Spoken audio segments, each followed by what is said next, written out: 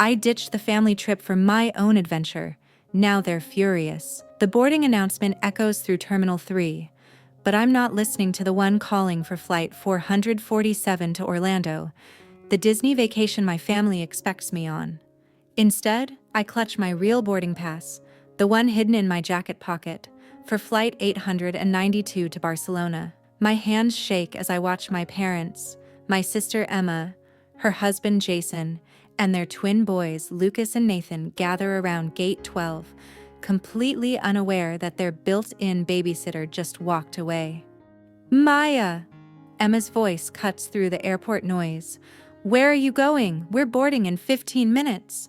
I turn back one last time, memorizing their faces.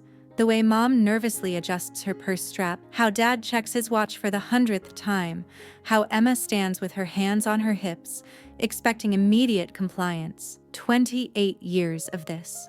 28 years of being the responsible one, the reliable one, the one who sacrifices everything for family. Not today. Just grabbing coffee, I lie smoothly, my voice steadier than I feel. I'll be right back. The lie tastes like freedom on my tongue. This moment has been brewing for months, maybe years, but it crystallized 3 weeks ago when Emma dropped her latest bombshell during our Sunday family dinner. Maya's going to love this, she had announced, pulling out her phone with that smug smile I knew too well. I've planned the most amazing Disney itinerary. 7 days, all the parks, character breakfasts. The boys will have the time of their lives. I set down my fork carefully, already sensing the trap. That sounds wonderful for you guys. For us, she corrected, her tone shifting to that saccharine sweetness she uses when she wants something. You're coming, remember? Mom and Dad's treat for your birthday. My 28th birthday. The one that had passed 3 months ago with a grocery store cake and a hurried happy birthday text from Emma while she dealt with Lucas's soccer practice. I never agreed to go to Disney, I said slowly. Mom jumped in immediately, her voice pitched with that familiar note of gentle manipulation. Oh, honey, we thought you'd be excited.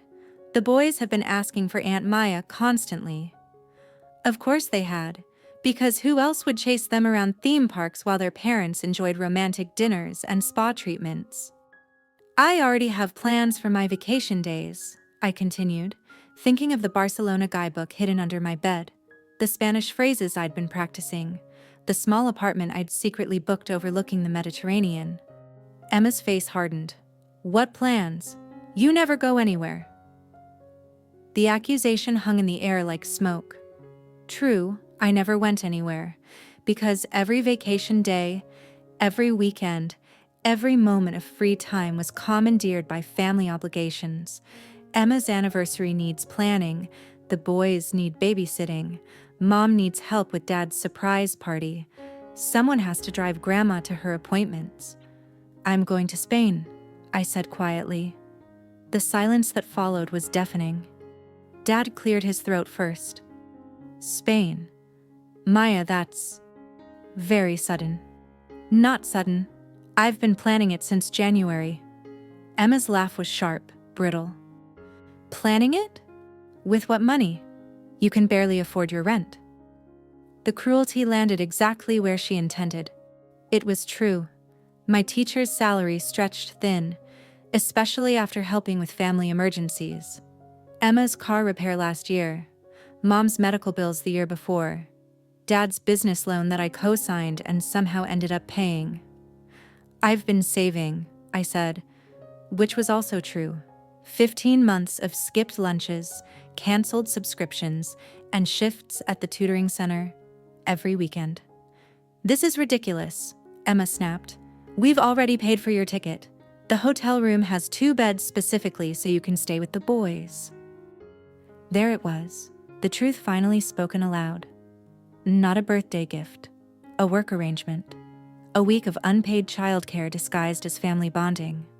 Then cancel my ticket and use the money for something else. Mom's eyes filled with tears, her go-to weapon. Maya, family comes first. You know that. The boys need their aunt. We need you. What about what I need? The question seemed to genuinely confuse them. Now, standing in the airport 3 weeks later, I remember that moment of clarity, the way they all stared at me like I'd spoken a foreign language. Need? Maya has needs? Impossible. I walk away from gate 12, each step feeling like breaking chains. My real gate is in the international terminal, a 15-minute walk that might as well be crossing an ocean. My phone buzzes in my pocket. Probably Emma wondering where I am with that coffee. I don't check it. The memories flood back as I walk. 28 years of being the family backup plan. I was 12 when it started. Really started. Emma was 15 and had just gotten her first serious boyfriend. Suddenly, family movie nights became, Maya, can you watch the popcorn while we talk? Then it was, Maya, we need some sister time. Can you give us space? Before long, I was eating dinner alone while Emma's boyfriend joined us at the table. Maya doesn't mind, became Emma's favorite phrase. Maya doesn't mind sleeping on the couch when friends visit. Maya doesn't mind walking home from school when I need the car. Maya doesn't mind sharing her birthday party with my end-of-semester celebration. Except Maya did mind. Maya minded a lot. The pattern cemented when Emma got pregnant at 19. Suddenly, I wasn't just the accommodating little sister. I was the built-in support system. While Emma figured out motherhood, I figured out how to change diapers and heat bottles and walk colicky babies at 3 a.m. You're so good with them, everyone said. Natural maternal instincts. What they meant was, you're useful. Keep being useful. When Emma married Jason 2 years later, I was maid of honor and unpaid wedding coordinator. I addressed invitations, arranged flowers, managed the guest list, and somehow ended up paying for the photographer when their original choice canceled last minute. We'll pay you back, Emma promised. That was 6 years ago. The twins arrived when I was 25, fresh out of graduate school with my teaching degree and mountains of student debt. Instead of focusing on my new career, I spent weekends and holidays providing childcare, while Emma and Jason went to couples therapy, date nights, and weekend getaways to reconnect. Just until we get back on our feet, Jason said. You understand. Twins are overwhelming. I understood. I understood that my time, my energy, my entire life had become a resource for everyone else to mine. My phone buzzes again. Then again. I pull it out as I reach the international terminal. 7 missed calls, 12 text messages. Emma, where are you? Mom, honey, they're boarding. Where's the coffee? Emma, this isn't funny, Maya, we're holding up the line. Dad, call immediately. Emma, I swear to God, if you're pulling some kind of stunt. I scroll through them all, watching the panic escalate in real time. The final message, sent just 2 minutes ago, makes my stomach clench. Emma, the boys are crying, they think you abandoned them. How could you do this to children? The manipulation is so calculated, so perfectly designed to send me running back to gate 12 with apologies and promises to be better. The old Maya would have crumbled. The old Maya would have sprinted back, coffee forgotten, ready to soothe hurt feelings and pretend this never happened. But the old Maya never stood in the Barcelona airport at sunrise. She never walked the streets of Gracia, or tasted proper tapas, or sat in Park Güell watching the sunrise paint Gaudi's mosaics in gold and rose. Because she was always too busy being everyone else's solution. I type one message. I'm not coming to Disney. I'm taking my own vacation. Please respect that. Then I turn off my phone. Gate 47 gleams ahead of me like a beacon. The departure board shows flight 892 to Barcelona, on time, boarding in 20 minutes. I find a seat facing the window and pull out my carefully curated itinerary. 7 days of museums, beaches, architecture, and absolutely no one else's agenda. A woman about my age sits down nearby, struggling with an oversized backpack and 3 different guidebooks. First time in Barcelona? She asks, noticing my similar collection of research materials. Yes, I say, and the word feels like a small victory. First solo trip anywhere, actually. Oh, you're brave. I could never travel alone. Brave. The word settles around me like a warm coat. For 28 years, people called me helpful, reliable, responsible. Never brave. What made you decide to go alone?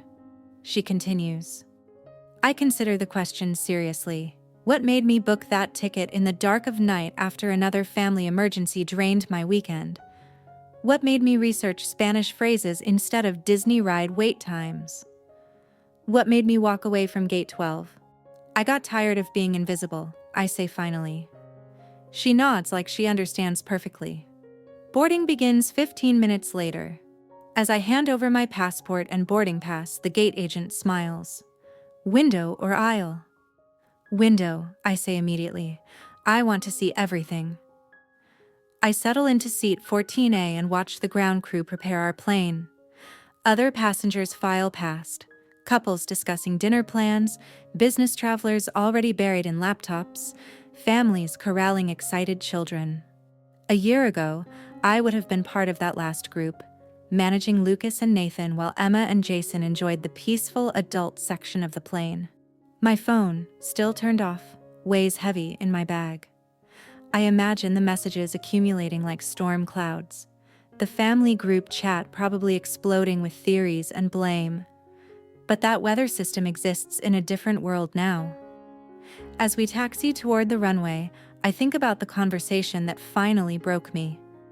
It was last month, during Lucas's birthday party. I had spent the entire weekend preparing, decorating, cooking, organizing games. Emma barely acknowledged the effort, too busy playing the perfect mother for her Instagram stories. Maya, she cornered me while I cleaned up wrapping paper. Jason and I have been talking. We think it's time you moved closer. Closer? To us. There's a duplex for rent 3 blocks away. You could be our nanny. I mean, you could help with the boys regularly. It would be so convenient. Convenient, for them. I have my job, Emma, my apartment, my life. She waved dismissively. Teaching kindergarten isn't exactly a career, and that tiny apartment, you could have a real place. Help us with real responsibilities. Real responsibilities. As if my college degree, my career, my independence were just elaborate games. The boys need stability, she continued. Consistent childcare. Your family. It's perfect. Perfect for everyone except me. I don't want to be your nanny. Emma's face hardened. God, Maya, when did you become so selfish? Mom and Dad raised us to support each other. Support. Such a lovely word that somehow only flowed in one direction.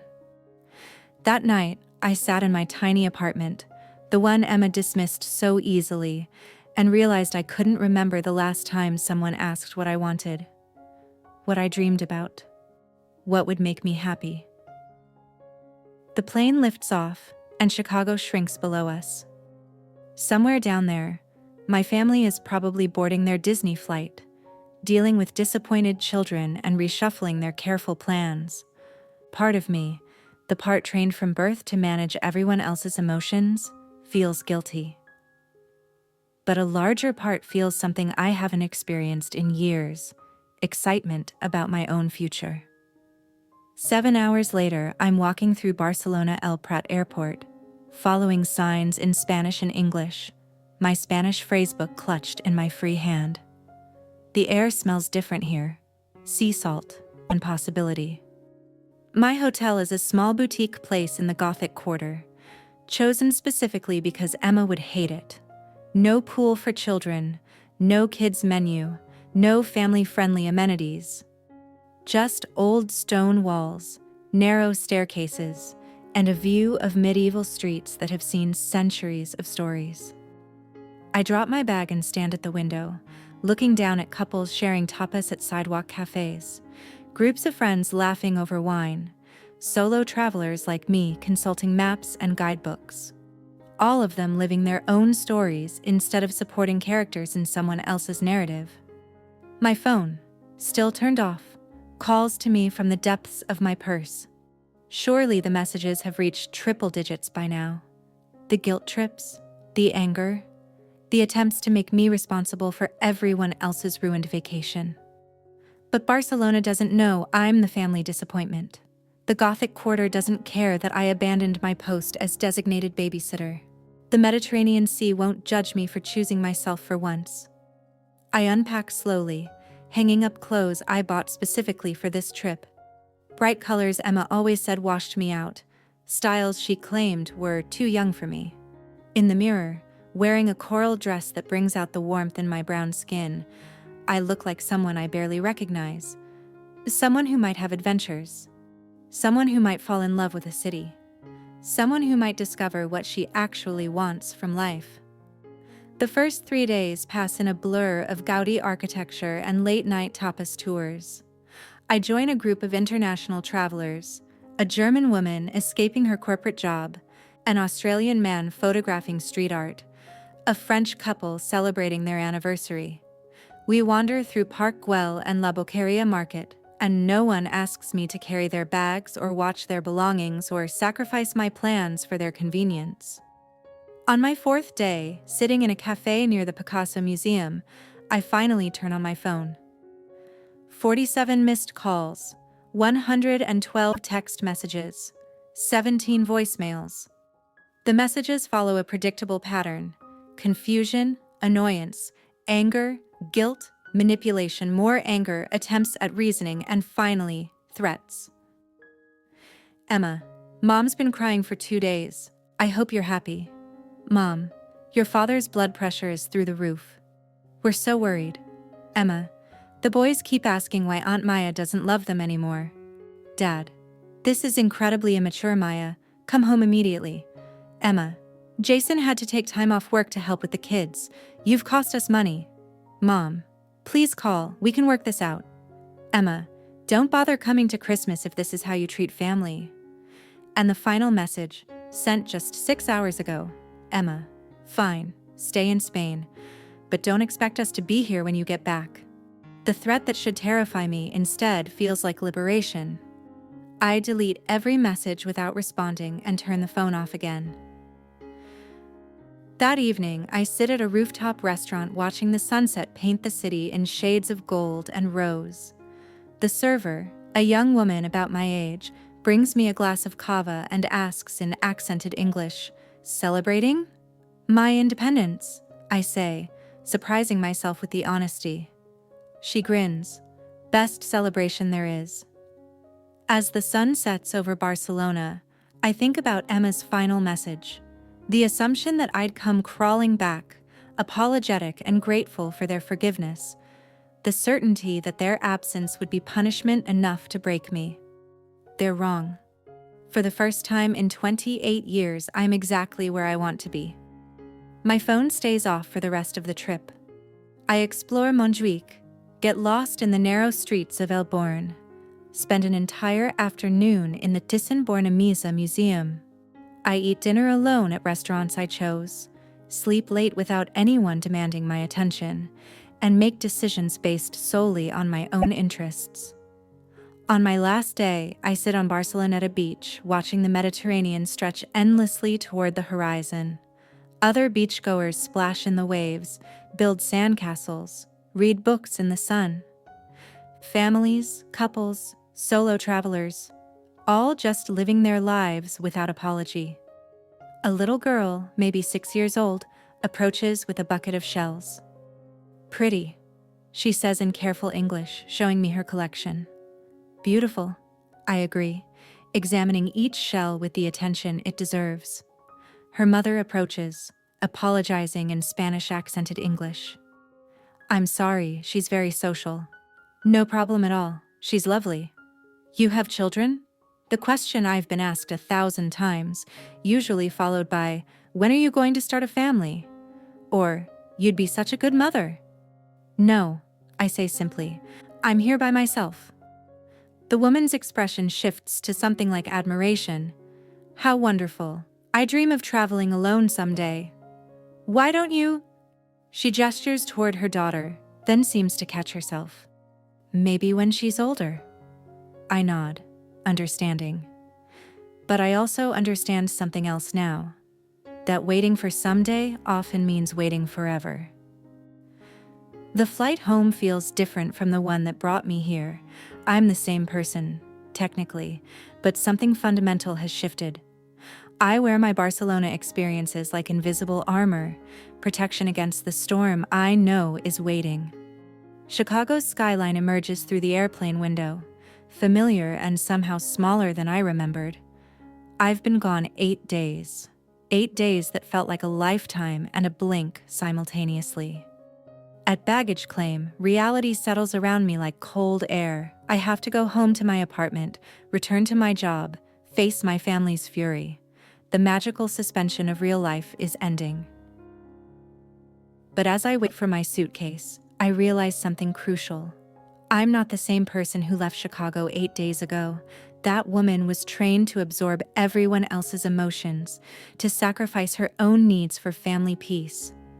She was afraid of conflict, terrified of disappointing people, convinced her worth was measured by her usefulness.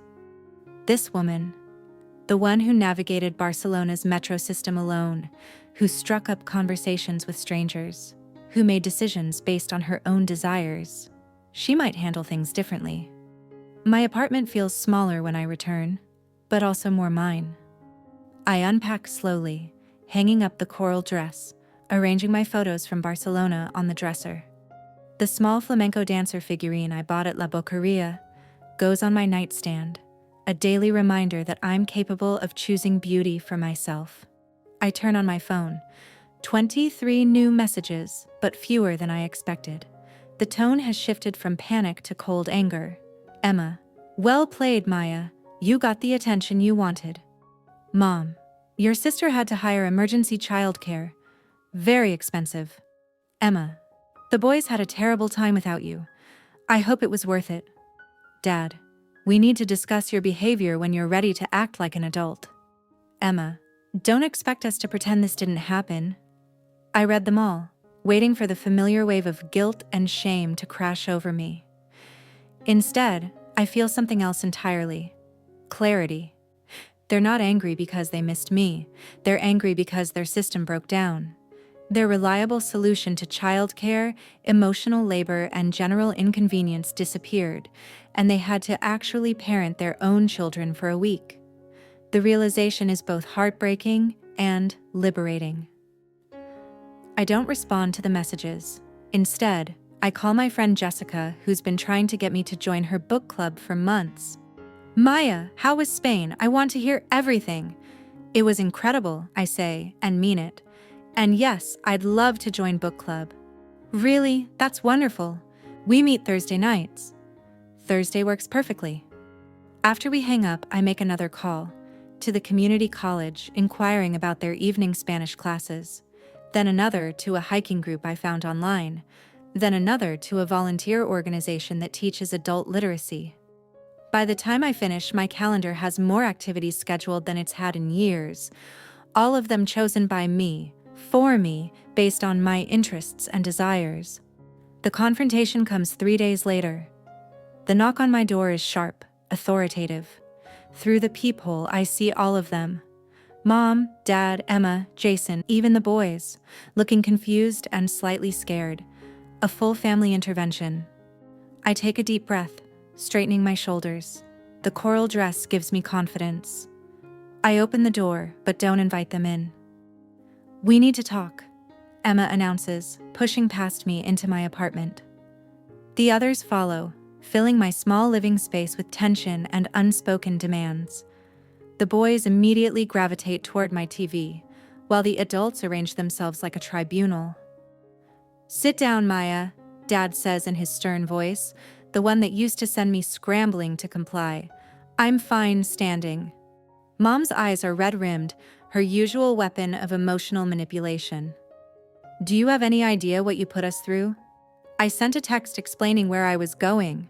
One text, Emma explodes. One text and then nothing for over a week. We thought you were dead. No, you didn't, I say calmly. You thought I was being disobedient. The word hangs in the air like a challenge.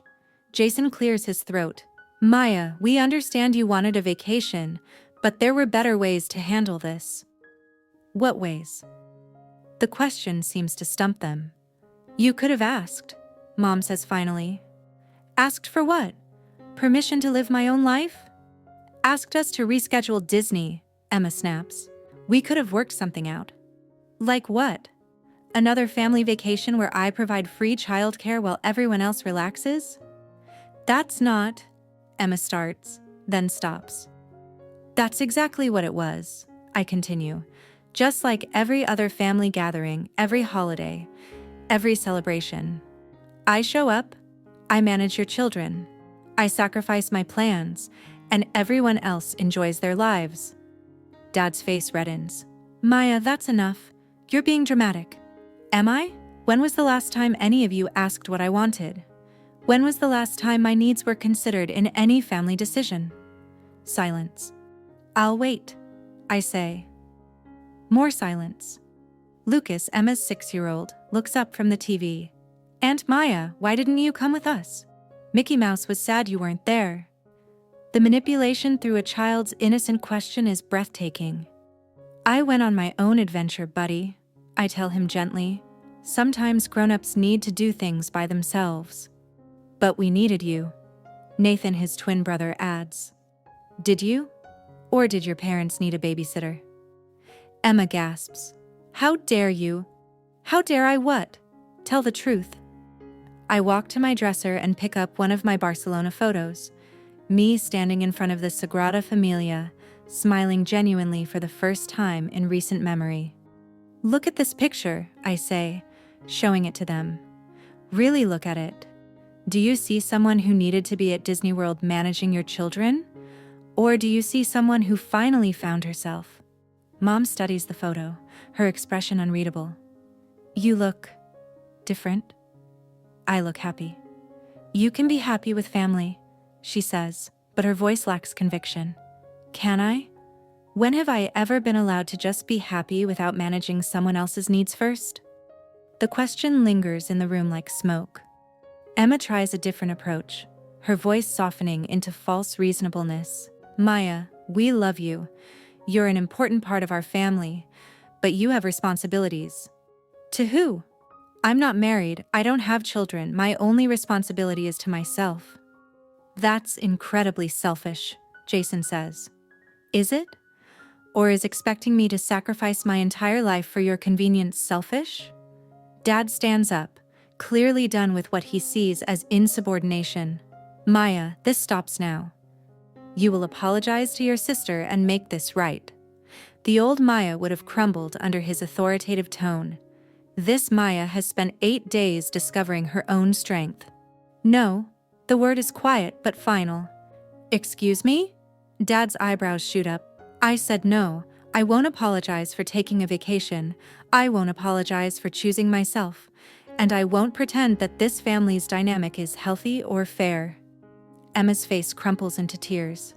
You're destroying our family. No, Emma, I'm refusing to enable a system that only works if I disappear into it. Mom reaches for my hand. Sweetheart, we can figure this out. We can find a compromise. What would that compromise look like? I ask. I provide slightly less free labor? I'm only expected to sacrifice my plans half the time. You're twisting everything, Emma sobs. We're not asking you to sacrifice anything. I walk to my closet and pull out a notebook. My Barcelona journal, where I documented not just the trip, but the revelations that came with it. Should I read you the list? I ask. Every family event I've managed in the past 2 years, every vacation day I've spent watching your children, every time I've been volunteered for something without being asked. We don't need to hear, Dad starts. October 2022. Watched Lucas and Nathan for 4 days while you went to Nashville. November 2022. Organized Emma's baby shower for her friend's child. December 2022. Hosted Christmas dinner because Emma was too stressed. January 2023. Stop, Mom says quietly. I close the journal. That's just 1 page. The room falls silent again. Even the boys have stopped watching TV, sensing the tension. Finally, Emma speaks, her voice small and defeated. What do you want from us? I want you to see me as a person, not a resource. I want you to ask before assuming I'm available. I want you to respect my choices, even when they don't benefit you. And if we can't do that? Jason asks.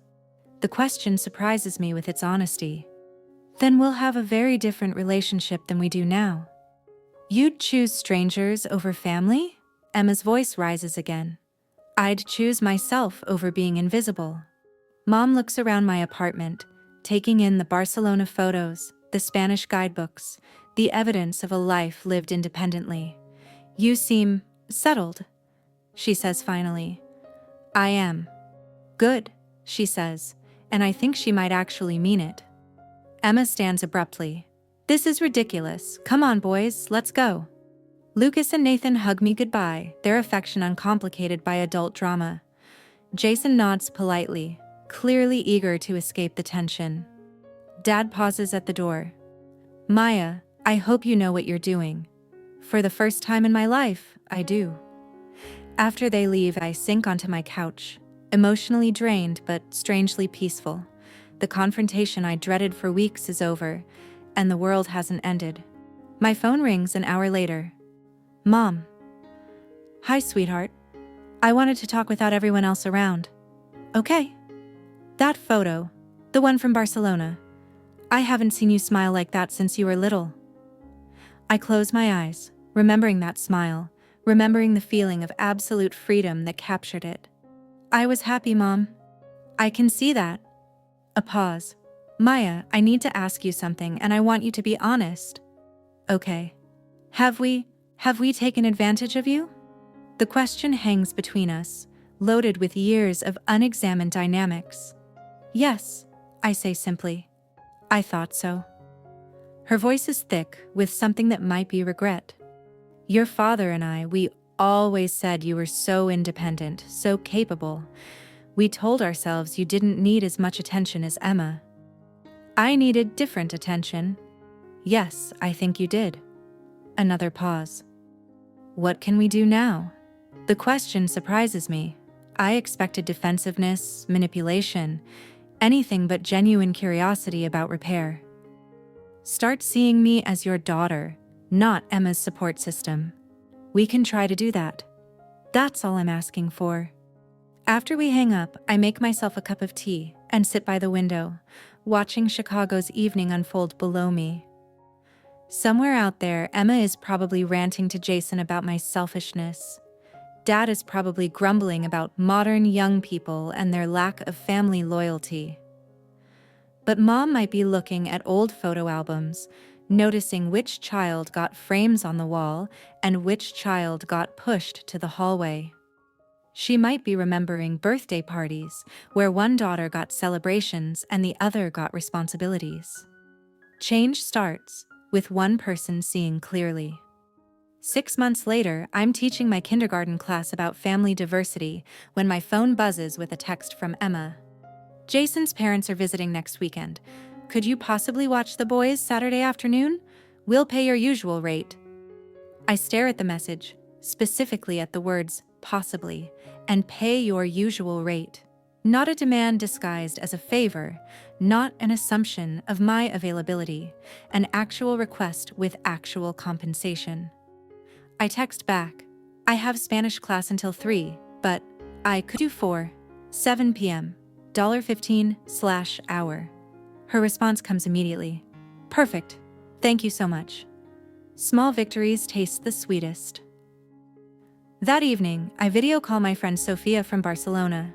We've stayed in touch since my trip, and she's planning to visit Chicago in the spring. You look different again, she observes in her accented English. Different how? More, how do you say, solid. Like you take up the right amount of space. I understand exactly what she means. For 28 years, I made myself smaller, quieter, less important, so everyone else could expand into the space I vacated. Now I'm learning to take up exactly the space I deserve. No more, no less. I think I'm finally growing up, I tell her. No, she corrects with a laugh. You're finally growing into yourself. That night, I update my Barcelona journal with the day's events. The request from Emma, treated like a business transaction rather than family obligation. The satisfaction of saying yes on my terms rather than being voluntold. The way my students' faces lit up when I showed them photos from Spain and told them about following their dreams. Under lessons learned, I write, family isn't about disappearing into other people's needs. It's about loving each other enough to let everyone be whole. A year after Barcelona, I'm planning my next solo adventure, 3 weeks in Japan, timed deliberately to overlap with Emma's family reunion at the lake house. When she mentioned the reunion, her tone was carefully neutral. "I know you probably have other plans," she said, and I heard the effort it took her to add those words. "I do," I confirmed, "but I hope you all have a wonderful time." "We will. Mom's actually hired a babysitter for the evening so the adults can have some time together." The significance of this isn't lost on either of us. A babysitter, paid childcare, revolutionary. That sounds perfect, I say, and mean it. Christmas that year is different too. I hosted at my apartment, larger now, after using my Disney vacation fund for a better place. But everyone contributes something. Emma brings dessert and handles kid entertainment. Mom manages the main course.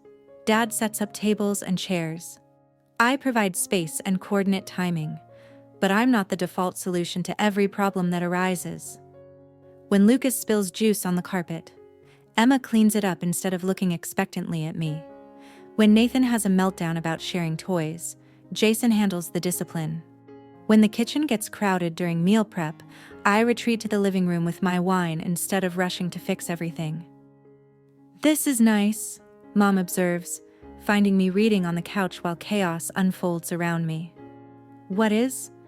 "Seeing you relax at your own party." I look around the room. Emma and Jason tag-teaming their children's behavior, Dad assembling a complicated toy, various relatives actually managing their own needs instead of defaulting to Maya. It is nice, I agree. Later, as everyone prepares to leave, Emma pulls me aside. "Thank you for hosting," she says, and her gratitude sounds genuine rather than performative. "Thank you for actually helping instead of treating me like the hired help." She flinches slightly. "Maya, about before, we don't need to rehash it," I interrupt gently. "We're here now. That's what matters." She nods, looking relieved. "The boys really love your travel photos. Lucas keeps asking when he can take a trip by himself. When he's old enough to appreciate it." "Yeah," she pauses. "Maybe I'll take a solo trip someday too, when they're older." "You should. It's amazing what you discover about yourself when no one else is around to manage." After everyone leaves, I sit in my quiet apartment surrounded by the pleasant debris of a successful gathering. Crumpled wrapping paper, empty wine glasses, the lingering sense of good food and better conversation. My phone buzzes with a message from Sophia. "Merry Christmas. Can't wait to see you in Tokyo next month." Next month. 3 weeks in Japan with my Spanish friend, exploring temples and gardens and bullet trains. 3 weeks of discovering another piece of the world and another piece of myself. I look at the Barcelona photo still prominently displayed on my dresser. That first smile of genuine happiness, that moment of recognizing my own worth. Next to it now sits a photo from my hiking trip to Colorado, another from the weekend I spent in Montreal, and one from my solo camping expedition in Yellowstone. All of them show the same thing: a woman who finally learned the difference between being needed and being valued. My family still needs me sometimes, but now they ask rather than assume. They pay rather than expect. They respect my boundaries rather than treating them as suggestions. And I love them more now that I'm not required to disappear into their lives. The woman who walked away from Gate 12 2 years ago was desperate and scared and tired of being invisible. The woman sitting in this apartment today is none of those things. She's traveled solo across 3 continents, learned 2 languages, made friends who see her as a complete person rather than a supporting character. She's finally, fully, unapologetically herself. And that, it turns out, is the greatest adventure of all. Sometimes choosing yourself isn't selfish. It's the bravest thing you can do. Sometimes walking away from what's expected leads you to what's extraordinary. I close my Barcelona journal and place it back on the shelf next to my growing collection of travel memories. Tomorrow, I'll board another plane, this time to Tokyo, carrying nothing but my own dreams and the quiet confidence that comes from knowing exactly who I am. The woman who once measured her worth by how much she could sacrifice has learned a different mathematics entirely, one where taking up space equals self-respect, where saying no creates room for better yeses, and where the most important relationship you'll ever have is the one with yourself. Outside my window, Chicago glitters with 1,000 stories of people choosing courage over comfort, adventure over obligation. I'm just one of them now, finally writing my own story instead of living in the margins of someone else's. And this story, it's just beginning.